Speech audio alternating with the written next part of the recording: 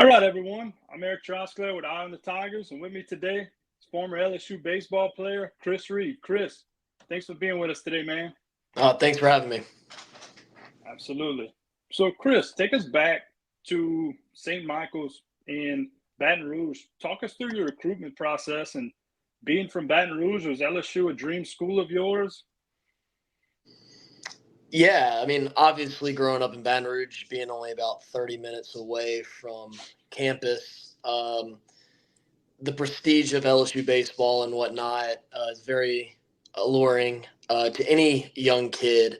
And so, yeah, I mean, it was definitely my dream school. I'd always grown up a Tiger fan. We had season tickets for football, and we went to as many baseball games as possible. And it was always a dream of mine to be a Tiger. And, with the whole recruitment process and whatnot, we never knew if it was going to be a reality. Obviously, the things are very fluid. But luckily, my freshman year, there was some communication. And that time, by the end of my sophomore year, in the summertime, it had kind of came to fruition that I was going to have an offer to get play at LSU, and I still remember when I got the call from Javi Sanchez at the moment, and from Coach Maneri, and they were on the way to Omaha, and they had just saw me play in a really big showcase, Junior Nationals up in Minnesota,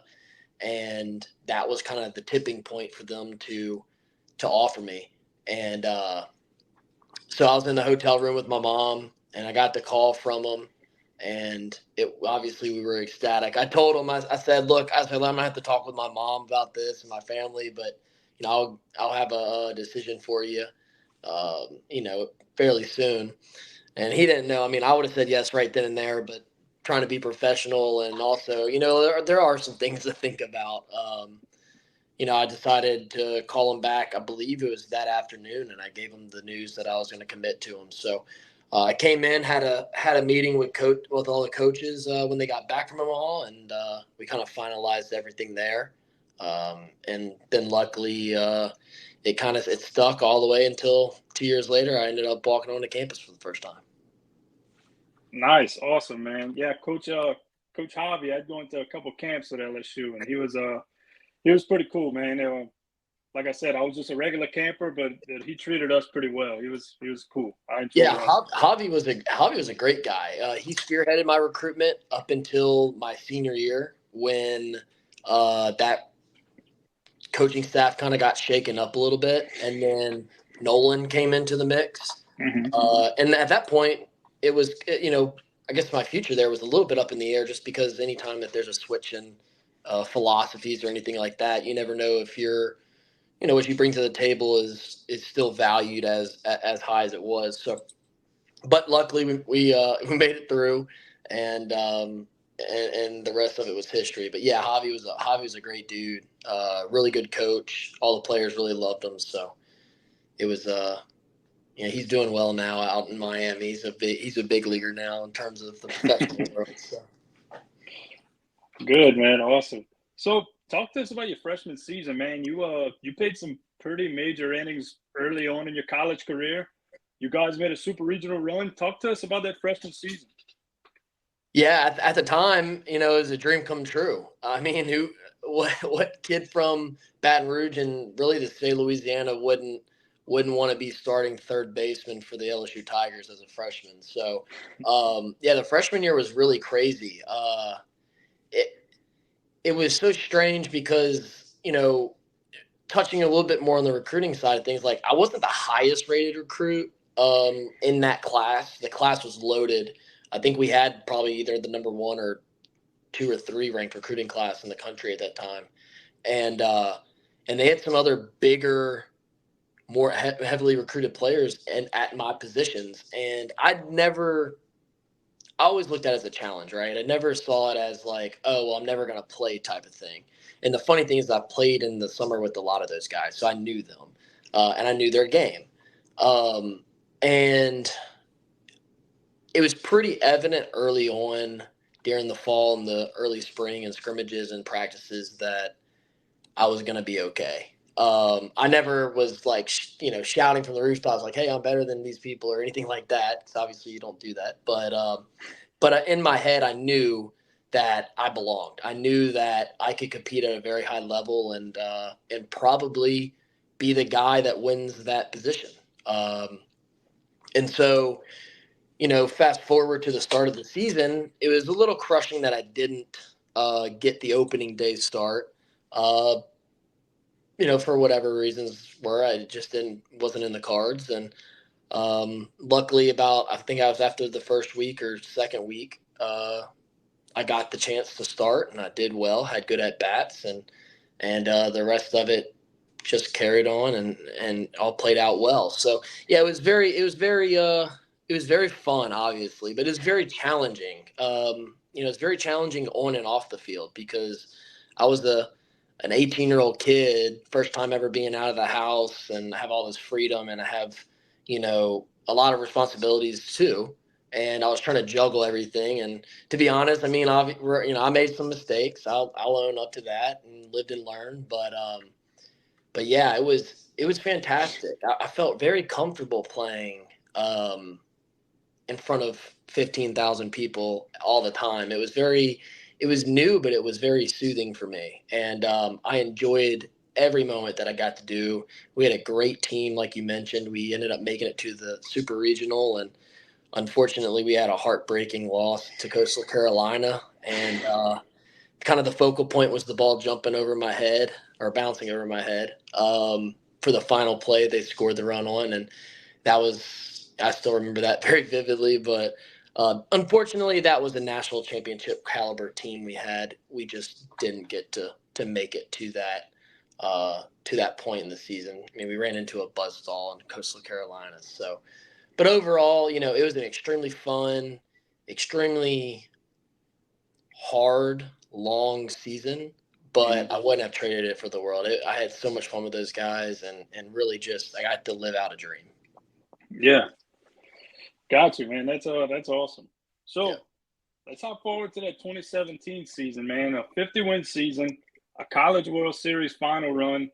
You guys absolutely ran through the losers bracket. I mean, 7 games in 10 days, that had to be exhausting, but that team to me was I'm not just saying this, one of my favorite LSU teams I've ever watched. You could tell there was just a closeness with that team. You guys seem all just to fit in well. Y'all seem like y'all gelled. So talk to us about the 2017 season, man. Yeah, and you kind of hit the nail on the head right there. That was the closest team that I was a part of while I was at LSU. We knew pretty early on that there was a type of magic or whatever you want to call it that was assembled with that team, and it had really been fostered in the year prior, right, my freshman year, and it really just bloomed pretty early on in that second season. So yeah, the sophomore year championship run. I honestly didn't play all that much that year. I had actually lost my spot and kind of played every now and then, but I assumed the role of kind of the energizer, the glue guy, as we like to say, and so that was kind of my role in the dugout, which is why the whole dugout thing in Omaha went crazy when I was doing push-ups and sit-ups and all these different things, and it was it wasn't just me doing it. It was like our team fed off of it. So I kept it going, and they kept on telling me to do it. So that blew up into a huge thing. I ended up, I don't know, that made ESPN and all sorts of stuff for some reason. But yeah, it was a really fun time. The guys, like I still remember being in the huddle before the national championship game. And, like I said, I wasn't a starter or anything like that at the time. And we're getting in there, and we always have somebody that leads the huddle. Sometimes it's one person, consistently, and then other times we'll allow, another person, just a fresh face, to jump in there. Well, everyone was trying to we're all talking well, hey, who wants it? Who wants it? And it was the consensus that, everybody wanted it to be me. And I was like, oh my gosh, I've never done this before. Like, you know, I'm not that important. So I ended up doing it, and then they loved it. It was really rowdy. I got everybody going, and we believe the amount of love and closeness, like you said. Hopefully, everyone saw that because it was truly a thing. And you know, obviously, one of my lifelong goals was to win a national championship, and unfortunately, it didn't happen. But we got pretty dang close, and we had an extremely good time doing it. So Mm-hmm. the national championship was something I'll never forget. Unfortunately, I got plastered on I don't think, I guess it might have been national news article or whatever. Me squatting in the dugout watching them dogpile, and so I get reminded about that all the time. But yeah, I was on the front page news with that, and you know, with all the negative, you know, that being a negative point, looking back, it was just such a happy and good time and such a good experience. My family was there the entire time, and everyone just, it was awesome. Yeah, man, that's great because clearly, you know, not a lot of people make it that far, and certainly not, you know, like Yeah. myself, any fans, you know. So thanks for walking us through that. Yeah. So let's hop forward to the next season. Coming off that College World Series final run, the SEC, I guess, as per usual, absolutely was loaded that year. You guys kind of lost a few pieces. Kind of talk to us through that season, man. Yeah, that one was a tough one. You know, at that point in time, I had only seen success, especially at LSU, but really in my life in terms of baseball. I've never been on a team that's never had an identity, never been on a team that's never won a really high amount of their games and this, that, and the other. And, you know, we had a really high recruiting class coming in that year, right after we won the national, or right after we lost the national championship. And, you know, everything in our eyes, the players, the coaches, and then the fans, everybody's like, well, we're going to reload and come right back to where where we belong. And unfortunately, um, it didn't work out that way. Anytime that you lose a lot of people and then you're bringing in new guys, it's already kind of hard to replace some of the dudes that we did lose. I think you're kind of seeing that this year with the team Mm-hmm. currently. And you know, unfortunately, it was even, you know, you could even double down on the fact that a lot of the guys that were recruited that year didn't, like, they were basically gone after that 2018 season. Not many of them really stayed past that for whatever reasons. So, um, yeah, it was a really tough year. I was actually talking to one of my guys the other day about it because he had asked about that year too, and it was just a concoction of our pitchers would be on one game and our hitters would be off, and then it would flip. And our hitters weren't really trusting the pitchers, and the pitchers weren't trusting our hitters. And you don't want that disconnect because a little bit of animosity can kind of grow in there in terms of what you think of when you're walking up to the field. Like I was telling him that the hitters, when we showed up to the field every day, we thought we were gonna have to score 10 runs to win a ball game. Like that's not comfortable to think about when you're walking up to the field because you're like, oh my gosh, we got to score 10 runs. That's really hard, you know? Mm-hmm. And then at the same time, you don't even know if you'll win then because it's like we had situations where we did score 10 and we would still lose. So, and vice versa, the pitching felt the same way about hitting. So, unfortunately, there was that disconnect. And I think you saw how I wouldn't say fractured. That seems a little aggressive, but you could see the disconnect and how we played, and also in the record because LSU. You know, I don't know what that record ended up being, but it wasn't good. We barely snuck into Oregon State Regional, and and it was just one of those things where you know it was a good learning process for everybody involved. But obviously, it's not where everybody wanted to be. So. Got you, man. So let's hop forward to 2019, your senior season. You guys make another super regional run, and you guys just ran into a hot Florida State team who was playing for, I guess, you could say their coaches last season. You know, they kind of had a little extra motivation, man. So talk to us about that 2019 season. Yeah, the 2019 season was a lot of fun. You know, briefly touched. I got cut during the summer before that season, so I didn't practice or do any baseball activities for 5 to 6 months. And about 2 weeks before the season, I get a phone call from Antoine Duplantis, and he's like, hey, would you be interested in coming back? And I was just like, and I'm at a tournament. Like I was helping coach a travel team at Traction here in town, and we were in the middle of a scrimmage, and I'm on third base, and I picked up the phone because Antoine doesn't really. He's not like he doesn't really reach out very often in terms of he's a quieter guy, and so I like saw the phone call and then I like didn't pick it up and then he texted me and I was like, all right, something might be wrong. And so in between innings, I called him back and he explained everything to me and told me, hey, like give coach a call. And so then I ended up giving coach a call and he invited me back and I took that first week.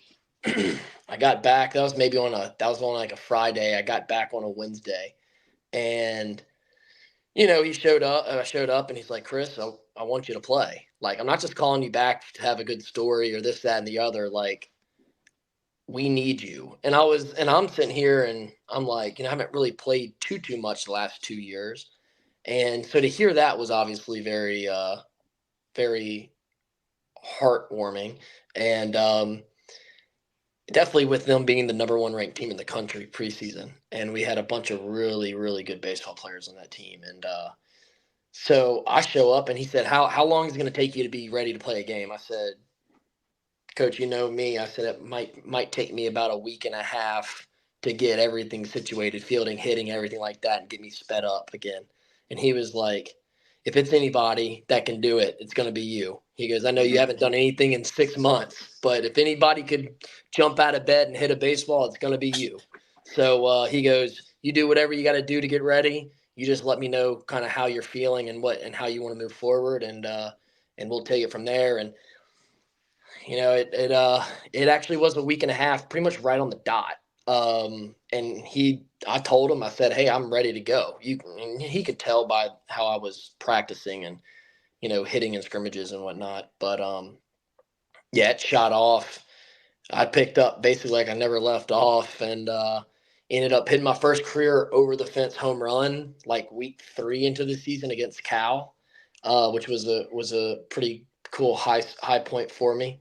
And then really just battled it out. I ended up being, one of the better hitters that year for that team, and ended up batting high in the order where normally a hitter of my stature and my capabilities might not be hitting because they usually want more power hitters. But, I anchored my position down and ended up playing first base for the first time ever. Had Arkansas on the Sunday later on in that season and ended up playing first base for about 15 games and then all the way into the postseason. And that'd be the first time I've ever played first base in my life. I had to learn it in 1 week after we played that Arkansas game on Sunday. And that and that was a crazy story in of itself. But I ended up practicing for a week straight, 3-4 hours a day of just first base practice. It was really, really tough. And then ended up becoming a really good first baseman. And I was really excited with that. It gave me kind of a new energy with learning that position. So we ended up fighting. Like I said, we had a really good team. I think we're a top 5 all year. And we ended up making it through the regional, really no problems, and we made it to the super regional, and we thought it was fate again. Like a lot of LSU fans thought last year was just fate, and kind of how we felt 2017. We had talked about it. When we played Florida in the national championship, we just thought it was fate that we were going to win the national championship, and unfortunately, it wasn't. We ran into a really good Florida State team that, like you mentioned, was playing for their coach's potential last game, and it was a close series, but unfortunately they edged us out. It was really heartbreaking to me. Obviously, my last game to play ever, and obviously last one at LSU. And it was a pretty tough time. And it was one of those things where, walking out of the dugout and walking out of the locker room and everything, it was a really sad time, right? And but at the same time, I knew that chapter was going to eventually close, and have to move on into the big boy world and this, that, and the others. So, but I will say, I actually mentioned this on Twitter the other day because unfortunately he passed, but their coach, the legendary coach for Florida State, he last thing that ever happened to me really at the field was after the game we went back into the tunnel, we went back into the locker room, and I had to go get all my tape and everything taken off of me, and he is walking by while I was in the training room, and Coach Martin, he had walked by, stopped. He saw me, walked back, opened the door, went in the training room, and came over and was like, "Hey, you're the first baseman, right?" And I said, "Yeah." He said, I want to congratulate you on your entire time here. I think you're a hell of a baseball player." He goes, I've heard about your story. I've heard about everything that's gone on.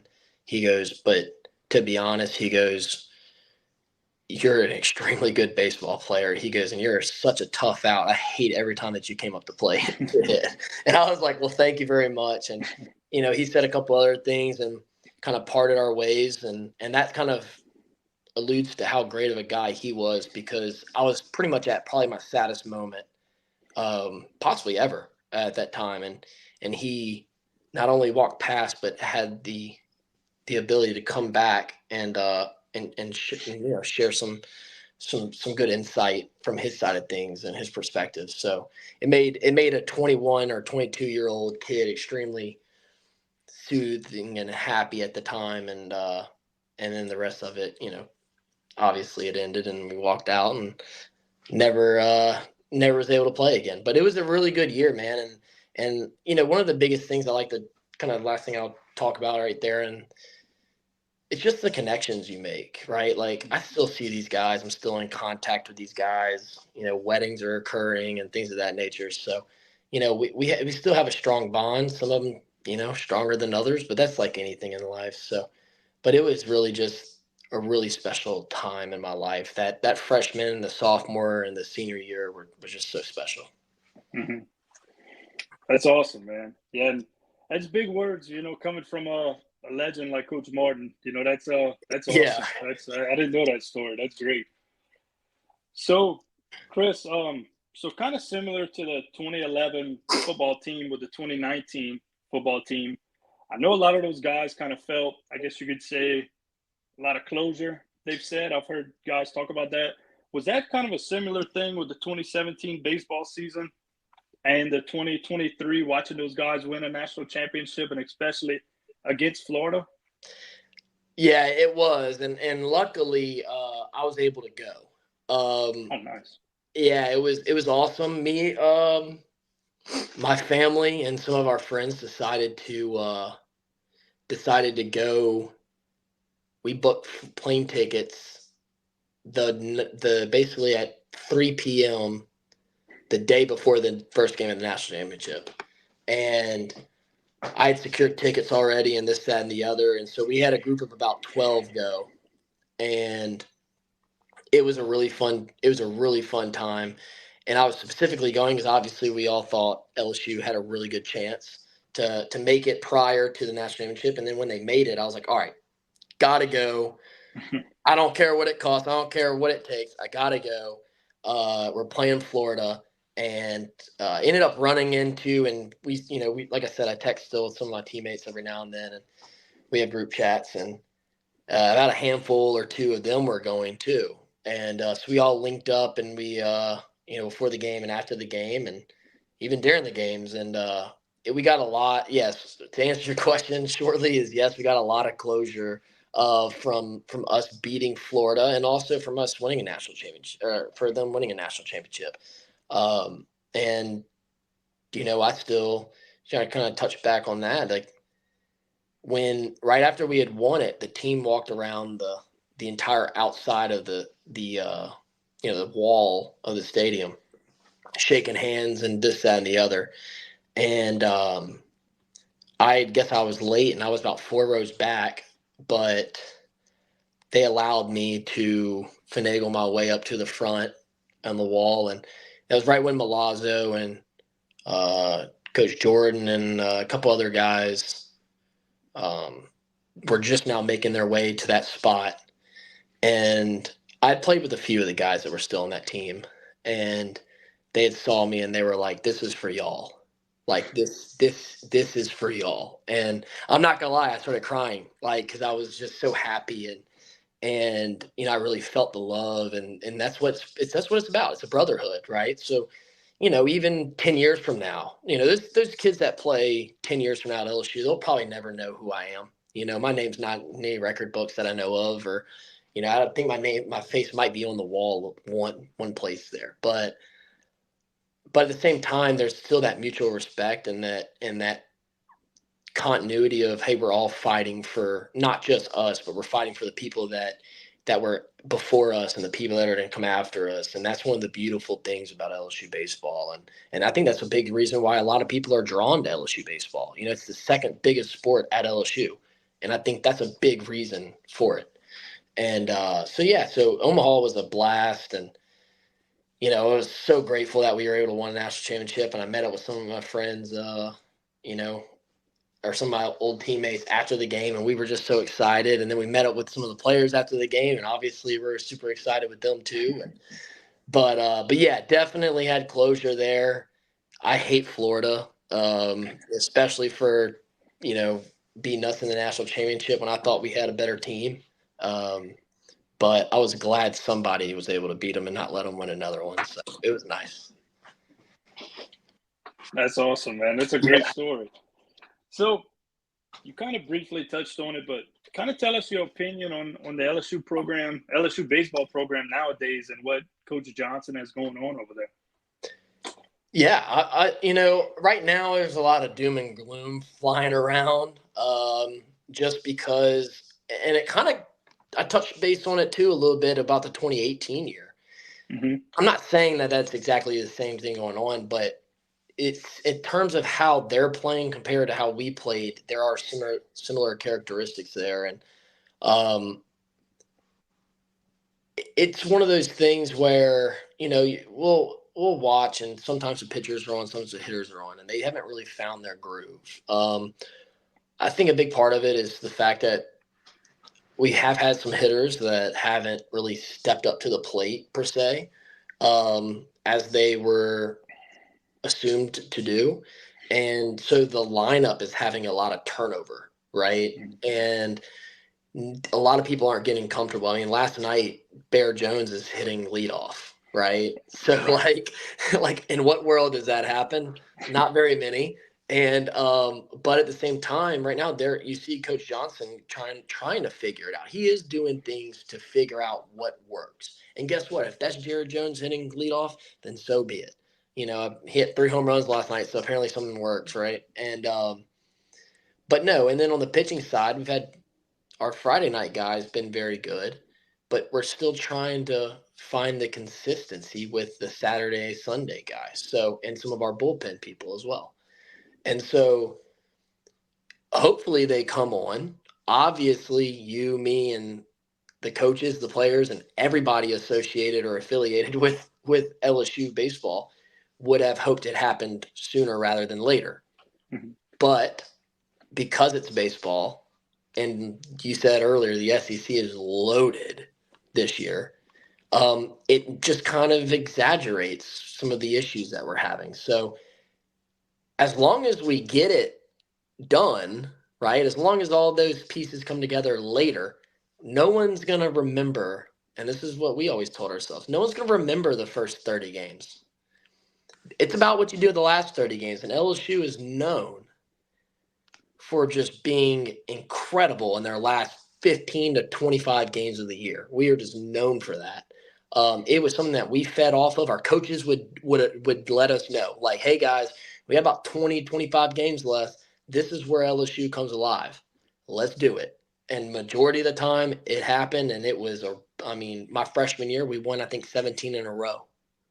Like it was the last 17 games of the year we won, and we played some good teams and just whipped them and carried that momentum on into the postseason. And that was always one of the key things for us. That's what we focused on. So, like I said, it's been up and down so far. You've seen some really good things and some bad things, but no one's going to remember them that much if we turn the ship around and find our purpose and find our, our connection, and then let it fly. And, let's say we make a run, right? We make it to Omaha. No one's complaining about the fact that we lost the first 3 series or whatever in SEC play. So, I think there is a lot of doom and gloom. Some of it's understandable. Some of it's not. It's not like they're not trying. So, but overall, the health of the program is, I can't say an all-time high, because obviously in the 90s and whatnot, that was incredible, in the early 2000s. So, but with NIL and the way everything's changed, LSU's just, I tell this to people all the time, they're positioned to be in a really healthy spot for for maybe at least the next 10 to 20 years. We have more NIL than anybody else in baseball. We have more fan support than anybody else in baseball. We're gonna be getting facility upgrades in the next 3 to 5 years, like total facilities. So it's gonna be like, a lot of things are looking really bright for the program. So, obviously it's not a cakewalk, and it's not going to blow through 10 years and be making it to Omaha every single year. You're going to have a bad year or two. But overall it's looking very promising. So I want people to understand and not lose faith. Jay's a really good coach. These players are really good, and we have all the things necessary to sustain it. So that's just my little 2 cents. Absolutely, man. Yep, definitely. So, one more for you, Chris. Yeah. Talk to us about the night the Rally Possum came to be, and what was it like being a part of that? Yeah, that's obviously one of the more special moments in my time at LSU. It was so crazy, because there was, it was just so hectic. I mean, you remember it, and I mean, so do a lot of people. And it's so hard to put into words what was happening. I mean, we were down by an insane amount of runs. Like, let's just say like 10 runs going in the 6th inning.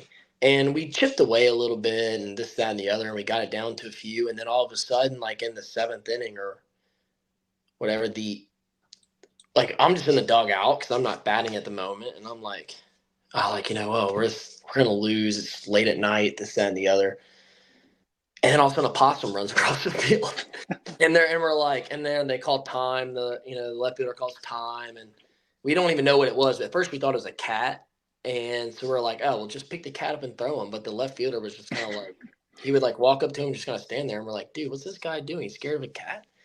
Well, then we found out it's a possum, and then they're like trying to catch him, and they're trying to not hurt him, and this, that, and the other, and the possum obviously turned, and like when the left fielder got close, turned and like hissed at him, and it was threatening him. And so it's up on the video board at the time too, so we all thought it was funny.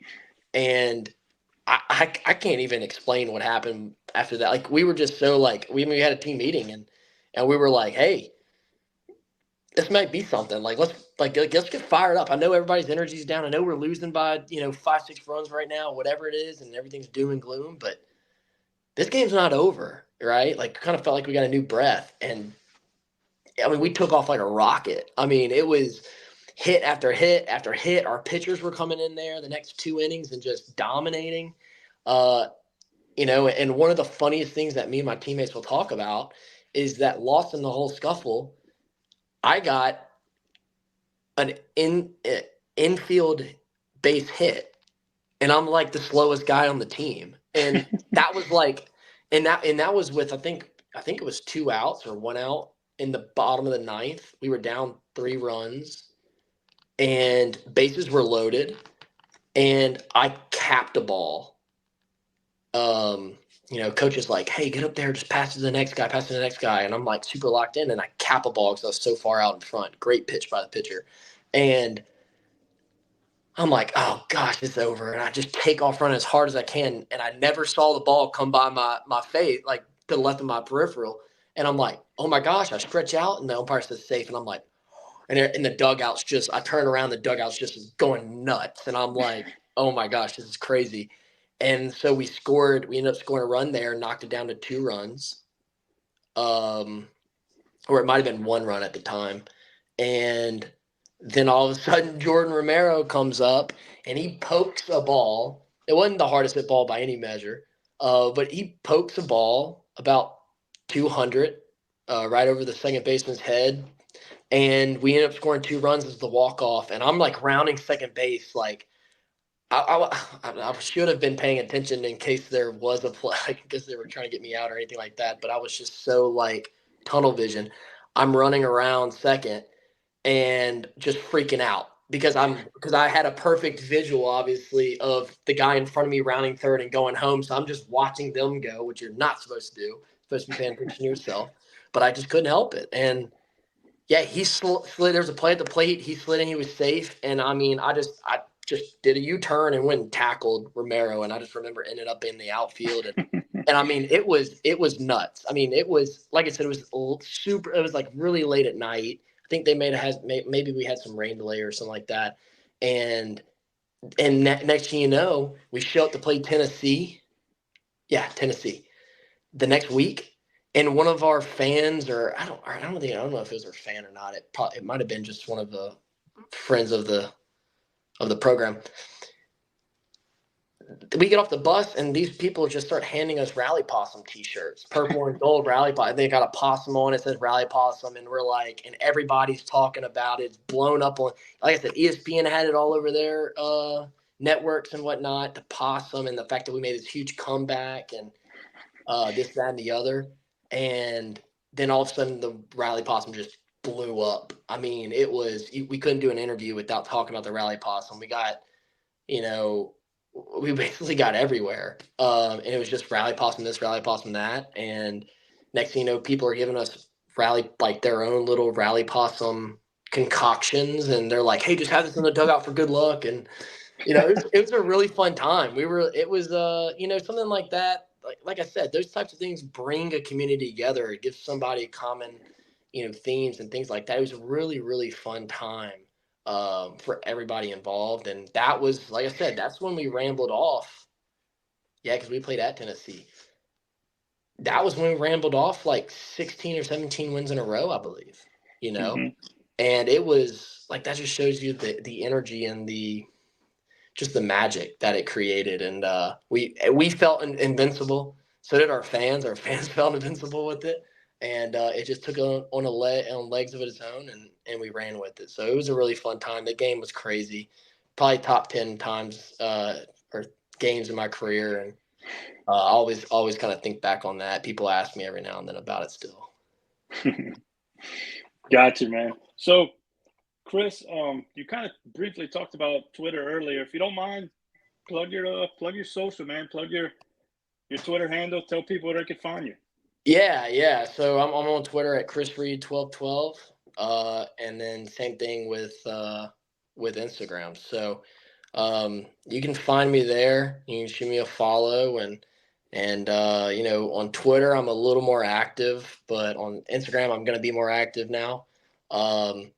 But Twitter is kind of just because it's so quick and accessible. I'll shoot my thoughts out about LSU baseball, really LSU all sports, football and everything. So I tend to shoot out a lot of things on that platform, and I respond to a lot of people as well. So that one feels just a little more accessible if that's the route that you like or you want maybe to connect. That's probably the better one. But yeah, Instagram's a fun one too. Obviously, it's more picture driven and video driven. So, but yeah, those are my 2 main handles for social media. So yeah, if you're interested in giving me a follow, please do, and we can let it go. Gotcha. Well, Chris, man, you like you said, man, you were always the energy guy. You were always there when the team needed you. You could tell that. You were always clutch. Seemed like a moment was never too big for you, man. So thanks for doing this. Thanks for sitting down with us. Hey, well, thanks for having me, and I enjoyed it, and I hope you have a great rest of the day. You too, man. Thanks. Bye, Erik.